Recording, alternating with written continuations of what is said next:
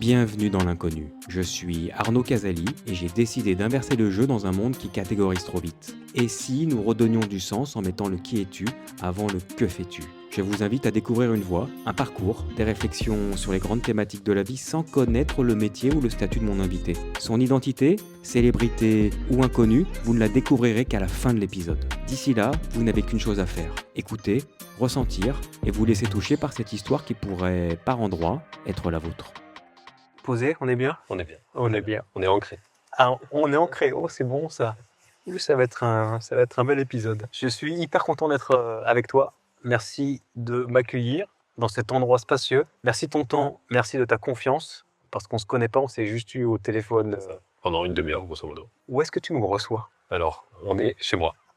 Voilà. Et comme je t'avais dit quand je t'ai eu au téléphone, c'est un truc que je ne fais pas de manière courante. Et donc, on est chez moi. Il s'avère que je suis arrivé dans cette maison il y a quelques semaines maintenant. Et au moment où je t'avais au téléphone, j'étais sous cet arbre, puisque derrière nous, il y a un chêne bicentenaire, là, qui nous couvre et qui nous protège. Rien que de regarder les branches, c'est incroyable, on se croirait un avatar.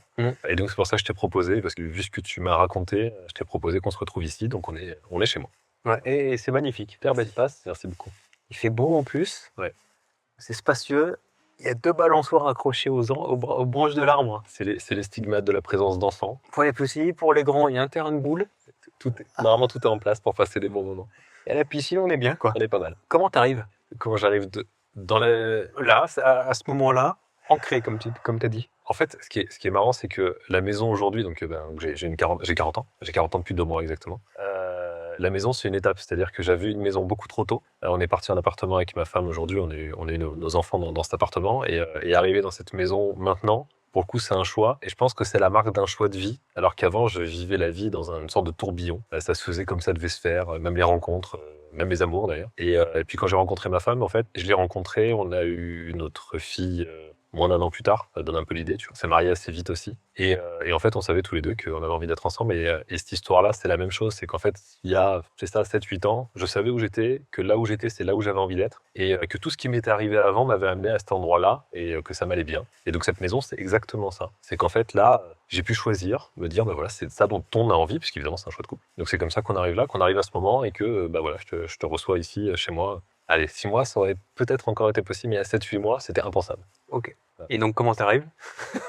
T'as pas répondu à la question. Mais non, je réponds pas à la question. Mais comme ça se fait, tu vois. Okay. Voilà, on est là. Voilà. On est là. Parfait. Avant qu'on plonge dans l'inconnu, est-ce que t'attends quelque chose de particulier? Non, j'attends rien. Je m'attends à une discussion sur plein de trucs. Je pense que, en fait, ce que j'aime bien, c'est sans le matérialiser dans ma tête, c'est le cheminement qu'on va prendre et qu'on connaît justement pas au moment où on démarre là. Ok. Donc, je pense que c'est ça qui va être sympa. On va prendre des voix. Je pense qu'on s'y attend pas. Et quand j'étais petit, j'aimais bien ça quand il y avait des repas d'adultes, de voir quand on était parti sur un sujet et comment on était arrivé à l'autre. J'adore ça. Des fois, c'est bordélique. J'espère que ce sera moins bordélique. Tellement bordélique. Mais voilà, mais on va voir comment nous on arrive à structurer tout ça. Ok. Pour partir au hasard de la discussion, je te propose de choisir ou de tirer un dé. Je fais du bruit pour marquer le coup, tu vois. Ok. Merci pour les auditeurs. Je t'en prie. C'est un petit sachet ambiance. noir. J'essaie de rentrer. Ce que je peux, voilà. Donc je prends au hasard. Hein, Ou tu le choisis. Ou je choisis. Okay. Bah tu sais quoi, je vais le prendre au hasard. Ça te donne un peu une idée. Ok. Donc je l'ai. Je te rends le sachet. Ouais. Et pour partir au hasard de la discussion, je vais te laisser tirer le dé et on va partir sur une thématique. Ça serait bien. Je pars sur un 6. Voilà. Ce qui est bien, c'est que c'est sans trucage. C'est ça. Tu voulais le 6? C'est un 6. C'est mon chiffre fétiche, c'est pour ça. D'accord. Voilà. Et bon, on va voir si c'est ta thématique fétiche. C'est la thématique du courage. Ah, super, génial, magnifique. Ouais, tu me dirais de me mettre à poil, ça serait à peu près la même chose, tu vois. C'est vrai? Ouais. Pour le courage? Ouais, mais on va en parler, vas-y, je t'en prie. Bah justement, moi je te laisse développer. Ah, c'est un vaste sujet, le courage. Alors déjà, il y a tout un sujet de définition du courage, puisque il m'arrive, puisqu'on est là pour parler de ça, qu'on me dise que je suis courageux sur des trucs, notamment sur les prises de position, particulièrement quand j'ai un réseau social qui est sur LinkedIn, et puis même dans ma façon de fonctionner. Moi, je pars du principe que t'es courageux quand t'as conscience du danger. Il y a plein de fois, j'ai fait des trucs sans avoir conscience du tout du danger. Je l'ai fait parce que c'était moi, parce que, alors on me dit je suis anti-direct et tout, peu importe, et des fois c'est juste peut-être que je suis bête, naïf, et que je vois pas où est le danger, donc j'y vais. Donc voilà, donc je Je pense que le courage est ta géométrie variable et que quand tu jettes dans le vide, que tu sais qu'il y a 12 étages et que tu vas t'écraser par terre, quand tu te jettes, soit t'es suicidaire, soit t'es courageux parce qu'il y a un objectif. Mais quand tu sais pas que tu vas t'écraser par terre, c'est pas du courage. C'est que tu te jettes dans le vide, c'est l'expérience. Ok, donc t'es suicidaire. Non, je suis pas suicidaire. Je suis pas C'est que suicidaire. t'es un peu fou. Enfin, où tu vois pas les. Non, non. Alors, dans la vie de tous les jours, je suis même plutôt prudent sur le quotidien, la bagnole, etc. Enfin, je fais un peu gaffe, tu vois. Je mets ma ceinture de sécurité, si tu veux, pour donner une image et une métaphore. Ok. Mais par contre, dans les affaires, dans les relations avec les autres, et ça, c'est mes parents.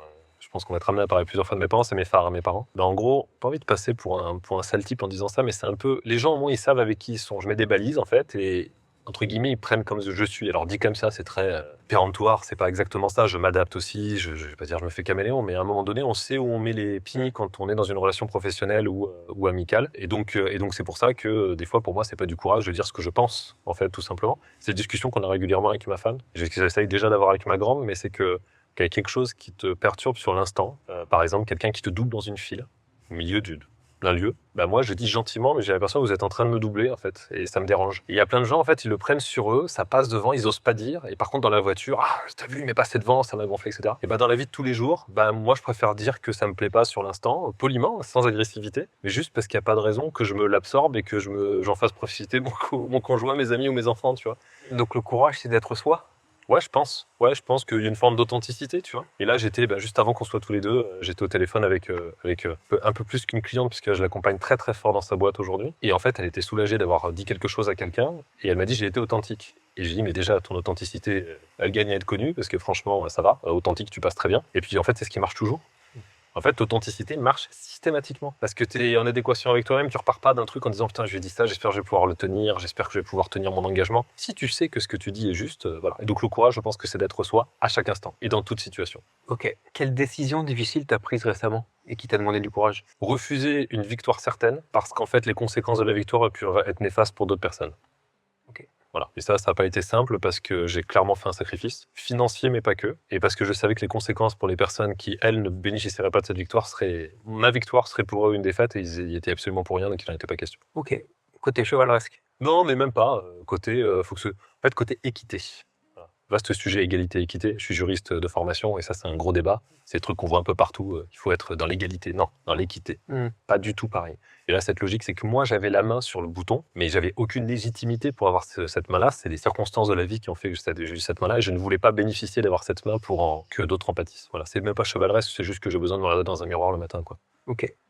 Est-ce que tu as déjà eu honte d'un manque de courage? Oui, je pense que oui, ça m'est arrivé, forcément. Ça m'est arrivé. Ça m'est arrivé des moments où j'aurais dû dire et je n'ai pas dit. Ouais, bien sûr, bien sûr. Qu'est-ce que j'ai de très concret en tête? C'est de moins en moins vrai parce que je pense que c'est ça aussi vieillir. Hein. C'est que maintenant, comme je te dis, j'assume beaucoup plus les choses. Oui, mais ça m'est arrivé. Ça m'est arrivé de me dire, mais là, il fallait que je dise non. Là, je pouvais pas laisser passer. Et d'ailleurs, je te parlais de mes parents tout à l'heure, des fois dans des discussions avec eux sur des situations où soit ils me font remarquer où je comprends dans leur façon de le dire en disant mais là il fallait dire non, il fallait pas accepter ça. Donc oui, bien sûr, et dans ces cas-là oui, j'ai pu avoir honte de me dire mais comment j'ai pu tolérer ça, comment j'ai pu laisser passer ce truc-là, parce que j'avais peur d'être mal vu, parce que j'avais peur peut-être de me couper d'une partie de ces personnes-là, et en fait aujourd'hui je n'ai plus envie d'être entouré de ces personnes-là. Okay. Donc... Et comment tu le vivais derrière? Ah, très mal, je rongeais, et en fait c'est des trucs qui, alors ça pour le coup je fonctionne comme ça, c'est des trucs qui peuvent durer des années. Okay. Je peux réfléchir à des choses qui se sont produites pendant des années en me disant là à cet instant-là j'ai pas fait ce qu'il fallait, et ça c'est voilà, là j'ai un gros problème avec ça, ça devient toxique après. Donc, jusqu'au jour où tu as basculé le truc, quoi. Ouais, c'est ce l'inverse. Au jour où... Oui, et puis aussi cette logique de dire je ne veux pas vivre avec ça en permanence. Et en fait, le coût de l'absence de courage sur un instant est bien plus cher que le courage sur le moment où ça se produit. Et tu as eu un déclic pour faire ce passage ou pas? Sincèrement, l'expérience. La succession d'événements et de situations qui ont fait qu'à un moment, tu dis je veux plus ça. Je veux plus que ça se reproduise. Et je schématise le pourquoi ça s'est produit. On va partir sur une deuxième thématique. 6 ou je n'ai plus le droit de tirer le 6. Tu me dis le normalement, tu peux te dire ce que tu veux. Moi. Bah vas-y, fais-moi un 4. Je te fais un 4. Si je fais un 4, on va commencer à créer un truc. Hein. Ouais. Bon, fin de l'histoire, c'est un 2. Bon. Ah bah, au moins, c'était de la partie. Certes. Le 2, on part sur la thématique du temps. Ok. Comment t'appréhendes le temps? En fait, avec les enfants, ça change tout. Ça veut dire quoi? Ça change tout. C'est qu'il y a un ami à moi, Yanis, qui m'a dit, quand j'ai eu mes enfants, qui m'a dit, tu verras, tu rentres dans un tourbillon et tout va beaucoup plus vite. Et c'est une réalité. Les enfants, ils ont 2 et 5 ans et en même temps, j'ai l'impression qu'on les a eu hier. Je pense que beaucoup de parents vivent ça pour échanger avec eux. Avant, j'avais envie le temps, il passait et je me disais, je veux pas vieillir, je veux pas que ça passe trop vite, etc. Tout en voulant en même temps avoir les avantages de ce temps qui passe, tu vois. Il y a une chanson d'Orelsan, j'aime beaucoup Orelsan, qui est l'important, c'est la quête. C'est pas la fin, c'est la quête. Et c'est exactement ça, en fait. Et c'est ce que je dis à ma fille, hein, pour le coup, parce qu'elle va être grande aussi. Évidemment, elle a 5 ans, elle a envie d'en avoir 10. Et c'est la chanson d'Orelsan, vraiment. Et j'ai dis profite de tout ça, profite de tous ces moments. Le moment que tu vis là, il est sacré parce que de toute façon, tes 10 ans, tu y arriveras, mais profite du chemin que tu es en train de parcourir. Et donc avant, c'était ça. Et maintenant que j'ai les enfants, en fait, j'ai envie de rester le plus longtemps possible pour les enfants. Et aujourd'hui, très clairement, avec ma femme, alors on est très amoureux et tout, c'est super, mais on fait beaucoup de choses dans notre vie pour les enfants. On veut leur laisser quelque chose. Et encore une fois, je parle même pas de financier, là. Je parle de les construire. Voilà. J'ai vu des enfants, malheureusement, j'ai un ami qui est décédé la semaine dernière, il y a 10 jours. Et j'ai vu ses enfants qui ont plus de 20 ans aujourd'hui, hein, et qui sont totalement construits. Et je me suis dit, c'est triste, hein. Et puis en plus, on les a entendus parler de leur père, qui était une personne exceptionnelle. Et c'est ça que je veux laisser. Donc ce temps-là, il doit être utilisé à bon escient. On va dire ça comme ça. Voilà. Est-ce que tu organises tes journées de manière particulière? Absolument pas. Et tu verras à la fin, quand on parlera plus tard de ce que je fais, de mes activités, il y a beaucoup qui me disent, quand tu arrives à rentrer tout ça dans une journée, eh ben, il n'y a aucune solution miracle. La seule solution que je me garde, tu vois, j'y étais ce matin, c'est que je me garde 3 séances de sport par semaine, comme des rendez-vous, intouchables, ça bouge pas. Que quand on a des rendez-vous, tu vois, notre rendez-vous ensemble, on l'a pris il y a plusieurs semaines, bah pareil, sauf cas exceptionnel, ça m'arrive évidemment de décaler des rendez-vous. Mais on les bouge pas, c'est ancré, c'est là, on s'amuse pas à faire des jeux de Tetris en permanence parce que je fais pas de transplantation d'organes ou de choses comme ça. Donc en fait, il y a rien qui justifie, sauf encore une fois cas exceptionnel, je sais pas, sujet très juridique, très sensible ou quoi. Donc déjà, tenir les rendez-vous quand tu les as fixés à l'avance, bah, ça permet de créer un cycle et de donner l'habitude de tenir tes engagements, etc. Au final, ça borde. Après, je n'ai aucune règle. Il s'avère que j'ouvre beaucoup mon ordinateur le soir depuis qu'il y a les enfants parce que la vie de tous les jours fait que. Et maintenant, je m'octroie ce genre de moments. À une époque, c'était impossible. Mon agenda, c'était que du travail. Si je rentrais pas assez de travail, je m'inquiétais. Et des fois, c'était même pas du travail rémunéré, c'était juste pour remplir les cases, quoi. Aujourd'hui, même s'il y a une case vide, j'en suis presque content, quoi. Ok. Donc tu as un rapport au temps différent Ouais, mais complètement. sur l'organisation, mais aussi sur le vécu, sur la manière de le vivre. Ouais, parce que je me suis rendu compte que ça te permet aussi de, quand tu bosses, pour le coup, t'es vachement plus pertinent parce qu'il y a des moments où, ah putain, il y a ça qui m'a traversé l'esprit, ça, je vais pouvoir le mettre en place. Et alors que quand t'es la tête dans le guidon, comme on dit, ça fonctionne moins bien. Après, ça n'empêche pas, comme ta journée à toi aujourd'hui, d'avoir des journées extrêmement intenses, mais c'est pas aussi systématique que ça l'était à une époque. Est-ce que tu as l'impression d'être en retard sur ta vie? Non, pour le coup, puisqu'on se fait des confidences, les personnes qui nous écoutent pour l'instant, ce sera plus tard, donc c'est bon, c'est en décalage. À une époque, je vais être tout à fait honnête, je feignais de donner le sentiment que j'étais en retard. Il s'avère que c'était pas le cas, j'ai eu de la chance dans la vie, tu vois, c'est bête, mais j'ai sauté une classe, j'ai plein de trucs comme ça, et j'ai toujours voulu être en avance, justement. Et quand j'ai... D'ailleurs, la maison que j'ai eue avant qu'on arrive dans cette maison-là, avec l'appartement au milieu, c'était trop tôt. Parce que je voulais avoir la maison. Et c'était même pas un signe extérieur de richesse, c'était j'y arrive suffisamment tôt, c'est bon, je suis pas en retard, justement. Donc mais là, non, si je la joue tranquillement à 40 ans, je suis très content de l'endroit où je suis, comme je suis, tout va bien. Donc tu as voulu rattraper le temps étant plus jeune pour avoir des choses que tu voulais avoir après. T'as tout compris. J'ai essayé de pas m'embrouiller, mais du coup tu es revenu en arrière pour faire la transition, pour avoir cette maison au bon moment. C'est exactement ça. Ok. Et tout ce qui était petit apparat, montre et tout, comme tu vois, j'ai rien du tout parce qu'en fait, je me suis rendu compte que ça ne m'intéressait pas. Tu vois, les bagnoles, j'ai une bagnole familiale en fait. Les bagnoles ne m'intéressent pas. Il y a des trucs, voilà, je trouve ça rigolo, mais en fait, alors qu'à une époque, je voulais l'avoir pour me dire, c'est un signe que j'ai réussi quelque chose. Mais en fait, maintenant, je n'en ai plus rien à faire. Voilà. Donc effectivement, il y a eu un pas de recul en fait. Ok, et ça du coup, tu penses que c'est une notion de courage pour revenir au premier? Non, je pense que c'est une notion de. À un moment, tu te rends compte que la vie, tu vois, tu me parles de temps. Bah, pour moi, il y a 2 luxes. J'invente rien, beaucoup de gens en parlent, c'est le temps et l'espace. Hein. Le reste, c'est superfétatoire, ça n'a aucune espèce d'importance. Quand je vois des mecs avec leur Ferrari qui sortent pas du garage parce qu'en fait, on va l'abîmer, parce qu'il y a trop de dodane à Marseille, parce que machin, quel est le kiff? Je comprends pas. Ça m'échappe. Et bah, sur ces bonnes paroles, on va partir sur une troisième et dernière thématique. Je te demande pas ce que tu veux. Parce que... Vas-y, fais-moi un... Allez, attends, je regarde. Allez, vas-y, un 4. Ouais, Ah non, un 5, un 5, un 5. Bon, ouais. Maintenant, t'as un désir, donc si je me rate, je vais m'en vouloir. Bon, 5. ça va, 5. Ok. Bon, on C'est reste pas mal. Statistiquement, on est pas mal. Ouais, pas mal. Hein. La réussite. Voilà. Et je vais te poser une question déjà d'un point de vue un peu micro. Quand est-ce que tu sais qu'une journée est réussie? Tout le monde a une réponse toute faite à cette question-là ou pas? Chacun sa réponse, surtout Chacun en sa fait. réponse. Ou peut-être que tu te le dis pas. Si, je me le dis. Non, mais c'est même pas, je me dis une journée réussie, c'est d'avoir pris du plaisir, d'avoir été là à l'heure pour manger avec les enfants, être avec eux, avec ma femme aussi, j'insiste, parce qu'encore une fois, on n'est pas que des parents, on a un couple aussi. Et quand je dis être à l'heure pour le bain et le dîner, grosso modo, je suis tout le temps à l'heure pour le bain et le dîner. Il n'y a rien d'exceptionnel à ça. Il est à quelle heure? Il faut que je sois à la maison à 18h, mais à une époque, être à la maison même avant 20h, c'était déjà... Ça me semblait complètement fou. Mais là aussi, c'est une question d'organisation de journée. Tu vois, après, quand j'arrive, en gros, bon, je continue à bosser, hein, mais de 19h à 21h, repas avec les enfants, et avec tous les cas, de toute façon, on mange tôt pour le coup depuis qu'on avait petit, alors qu'on mangeait hyper tard. Hein. Coucher, dents, machin, etc.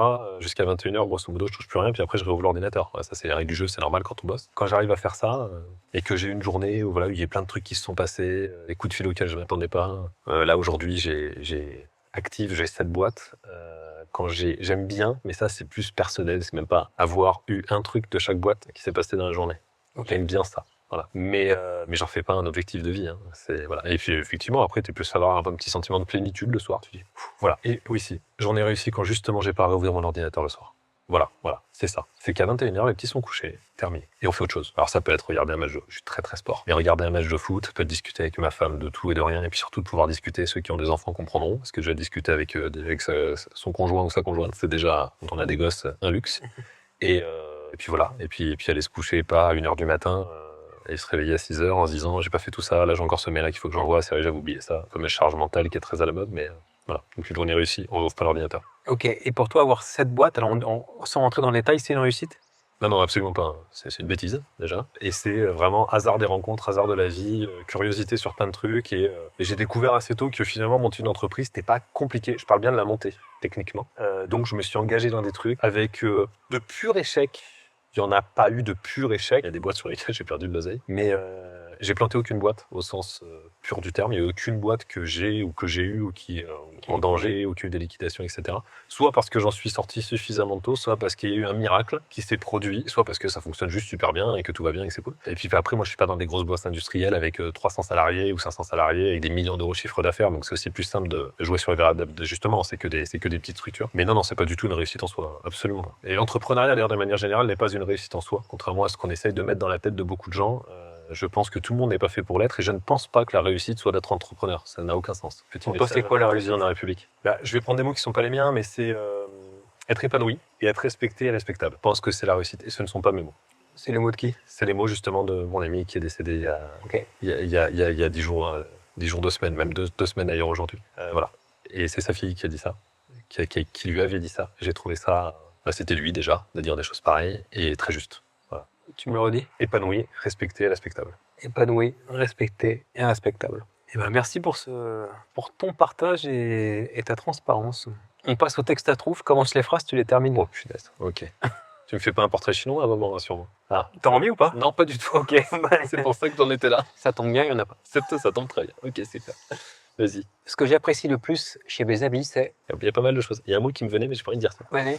Non, loyauté, mais j'ai pas envie de dire ça parce que ça donne un sentiment très froid, alors c'est pas du tout ça. Mais c'est juste que beaucoup de mes amis aujourd'hui sont des gens qui sont mes amis depuis très longtemps. Donc même un de mes amis, je le connais depuis que je suis à la crèche, donc même toute petite section maternelle. Et il habite à Carcassonne aujourd'hui, j'habite ici, nos vies nous sont séparées, retrouvées, etc. Mais donc c'est pas loyauté, mais c'est une sorte de pérennité en fait. Je sais qu'ils sont là, ce sont des vrais amis en fait. Ils sont toujours là, voilà. Okay. Ma plus grande source d'inspiration? Mes parents, très clairement. Ça, je ne m'en cache pas. Mon livre de chevet. Aujourd'hui, il n'y en a plus beaucoup. Alors, un livre que j'ai beaucoup aimé, mais encore une fois, c'est très cliché, mais 100 ans de solitude. C'est pas mon livre de chevet. Là, depuis que j'ai les enfants, je me suis beaucoup mis au roman. Audio? Dessiné. Donc, c'est pas des bandes dessinées au sens premier du terme, même si c'est la forme, mais c'est des romans graphiques parce que c'est plus simple à couper en cours de route. Enfin, voilà. Mais non, de livre de chevet, voilà, j'ai rien de. Bon. J'ai pas une passion sur un bouquin spécifique. L'erreur la plus importante que j'ai commise? Il y en a beaucoup, mais c'est trop bien. C'est pour ça qu'on en est là aujourd'hui. Franchement, j'en ai fait énormément, mais qui sont largement rattrapés depuis. Encore une fois, c'était mon chemin, mais peut-être des erreurs de cœur, je me suis trompé de profil. C'est des erreurs de choix d'associés aussi. Il y en a un là auquel je pense spécifiquement aujourd'hui. Ce sera la suite de ma journée après toi. Oui, j'ai fait des erreurs dans les choix d'associés, mais en fait, ces erreurs-là sont tellement corrélées aux réussites à côté parce que c'était des bons choix. C'est ce que je dis à plein de gens, en fait. C'est qu'on retient évidemment ce qui est négatif, mais au final, il y a tellement peu de négatif par rapport à la totalité de rencontres incroyables que j'ai faites et voilà que c'est même pas des erreurs. C'est juste que oui, dans le lot, il y a des erreurs. Voilà. Mais la plus grosse erreur, j'ai rien qui a chamboulé ma vie à jamais. La dernière fois que j'ai cuisiné? Si ma femme était là, elle te dirait il y a très longtemps, mais c'est pas vrai. Je pense la semaine dernière. Ok. C'était quoi? C'est pas incroyable. Une quiche en l'occurrence. Voilà. C'est cool, une quiche à quoi? C'est une quiche Lorraine. Une quiche Lorraine, ok, une classique. La traditionnelle. Flardon, lait, crème épaisse, parce qu'il y a tout un débat là-dessus. Pâte maison quand même. Ah oui, pâte maison? Ouais, voilà. Ah oui. Mais Mais en fait, depuis qu'on a les enfants, on n'a jamais mangé transformé, mais depuis qu'on a les enfants en cuisine, c'est ma femme qui cuisine plus en ce moment. Il y a eu des périodes où je faisais du batch cooking pendant tous les week-ends. Il y a eu des mois entiers où je faisais le batch cooking pour toute la semaine avec les produits du marché, du truc, du machin. Donc, non, cuisiner, ça me plaît bien. Et puis toujours pareil, mes parents, c'est mon père qui a toujours cuisiné, donc en plus, on a ça. Mais ma famille italienne, elle cuisine, elle aime ça, donc voilà, elle a pris le relais. Ma dernière invitée m'a laissé cette question pour toi que je vais te poser. Il savait pas que c'était pour moi, on est d'accord? Bah non, Ouais, très bien. vu que vous connaissez pas Bien sûr. d'un invité à un autre. Quelle est la dernière fois que tu as été fier de toi et pourquoi? Waouh. C'est un sentiment, la fierté personnelle, que je ne connais pas. Ça ne m'arrive pas, je ne me pose pas la question. Donc ça peut paraître bizarre, surtout vu le discours que je tiens et ce que je t'ai dit là, mais je ne me positionne jamais sur « là, je suis fier de moi ». Ce n'est jamais arrivé. Ok, je te le refais. Quelle est la dernière fois que tu as été content de toi et pourquoi? Et me dis pas que C'est la même tu me- réponse ou Non, tu me pas. Et non, mais comme je te dis, je ne sais pas être. Enfin, c'est vraiment un truc, c'est très spécifique, ça. Il n'y a aucun moment où j'ai été bon. Ça ne m'arrive jamais. Où je suis content. Non, mais ça ne m'arrive pas. Ça ne m'arrive pas. Oui, mais je suis pas content de moi. C'est une réalisation. Et puis, c'est une réalisation commune, en plus, avec ma femme, tu vois. Donc, non, je suis content de l'événement. Je suis content que ça se produise. Je suis content de cette maison. Je suis content de ça. Mais je suis pas content de moi. Je dis pas, ah, j'ai réussi quelque chose. C'est pas, tu vois. Putain, alors écoute-moi bien, je vais te la refaire une troisième fois et après. Ok, vas-y, reformule là si tu veux. Quelle est la dernière fois que tu as été fier et pourquoi? Je vais pas t'aider, hein. Mes enfants. Ok, mes enfants. Voilà. Mes enfants. Je suis très fier de mes enfants. Ça, oui. Très, très fier de mes enfants. C'est deux petites personnes assez géniales. Ça va bientôt être deux grandes personnes, ça, je vais pas le voir arriver. Mais je suis très fier de mes enfants. Alors, peut-être comme beaucoup de parents, et tant mieux d'ailleurs. Mais je suis très fier de mes enfants. Ben voilà, tu vois. C'est pas de moi, c'est de mes enfants. J'ai co-réalisé le projet. N'insiste pas, j'ai compris. Est-ce que tu as un sujet ou qu'est-ce qui te met vraiment en colère dans ce monde? Oula, alors là, pour le coup, beaucoup de choses. Beaucoup de choses. Moi, j'ai un sujet majeur contre lequel je me bats, c'est l'extrême droite. Et tout ce qui est en train de se passer aujourd'hui, là, pour en parler des heures. Et de manière générale, là aussi, hein, ça fait un peu Miss France, mais l'injustice. Et ça, pour le coup, qui m'a concerné parfois, ou que j'ai vécu comme injustice. C'est la première fois que je vois une Miss France en cheveux, hein, mais Eh ben, ça va venir. C'est peut-être les Miss France des années 2030, tu vois. C'est normal qu'il y ait un zéro, là, on est d'accord, hein. c'est normal qu'il y ait un zéro, c'est-à-dire. Sur le... Ah, mais c'est la marque. Oui, il fonctionne. Non, mais ça va, tout va bien. Bon, c'est pas pour dire qu'il est arrêté, c'est juste... Ah non, non, c'est juste la marque du G même. Hein, qui est droite, c'est le haut. Je sais que tu montes, hein, c'est pour ça. Ah ouais. Donc, et c'est pas que j'ai pas de cheveux, c'est un choix capillaire quand même, hein, pour information. C'est un choix esthétique. Bon, c'est un choix qui a été un peu poussé. Je te chambrais, c'était. Je le prends pas mal. Non, mais alors pas du tout. Alors, en plus, alors ça, vraiment, c'est un truc, tu peux y aller. Ouais, donc ouais, dans la justice. L'injustice est vraiment un sujet de manière générale. Et les réseaux sociaux, pour ça, c'est une catastrophe. C'est les trucs où j'aurais envie de débattre et de me battre, parfois, tous les jours, sur des trucs où c'est complètement capillotracté. Cadeau. C'est non sourcé, c'est non vérifié, c'est complètement pris à contre-pied, c'est faux, c'est des mensonges éhontés. Et les réseaux sociaux t'envoient ça en cascade avec des commentaires qui vont en dessous, avec des fois des gens intellectuellement brillants et qui te font des sorties complètement improbables. Donc, ouais, l'injustice. L'injustice et l'injustice des situations, l'injustice pour les gens, l'injustice dans la compréhension du monde, les deux poids, deux mesures. Et là, malheureusement... Je sais pas si au final, d'ailleurs ça aussi, je sais pas s'il y a une époque au final qui a pas déjà connu ce qu'on a connu. Ça aussi, on est très temporellement centré, je sais pas comment le dire, mais on a toujours l'impression qu'on vit une époque pire que ce que ça a été. Moi, quand j'entendais des gens parler de la guerre froide, tu vois, la baie des cochons, les missiles de Cuba, tous ces trucs-là, je suis pas sûr qu'on se sentait pas plus en danger qu'aujourd'hui, quoi. Mais ouais, dans l'injustice, vraiment l'injustice et le manque de discernement, ça me rend dingue. Merci pour ta transparence et ce partage. Quel est le moment où tu t'es senti le plus seul au monde? Mais surtout, qu'est-ce que tu as utilisé comme ressource pour le dépasser? Quand tu es chef d'entreprise, à certains moments, tu te sens seul au monde. Tu es le seul à porter une information, par exemple, que tu ne peux pas divulguer, ou que quand tu vas divulguer, tu sais que ça va être une bombe. Dans ces cas-là, pour moi, l'outil majeur, alors je sais, je tourne en boucle, mais des fois, pas trop pour le boulot, c'est d'appeler mes parents. Ça m'arrive. Et sinon, c'est... Penser à ça, c'est prise de recul. Là, aujourd'hui, je prends le truc en pleine face et me mettre à la place de l'autre qui va recevoir ce message-là, me dire quand il va le recevoir. Et ça permet finalement de plus te ressentir seul. Parce que tu vas partager le truc avec la personne en lui disant, bah voilà, moi je l'ai reçu comme ça, je te le donne comme ça, mais t'inquiète pas, on va trouver des solutions.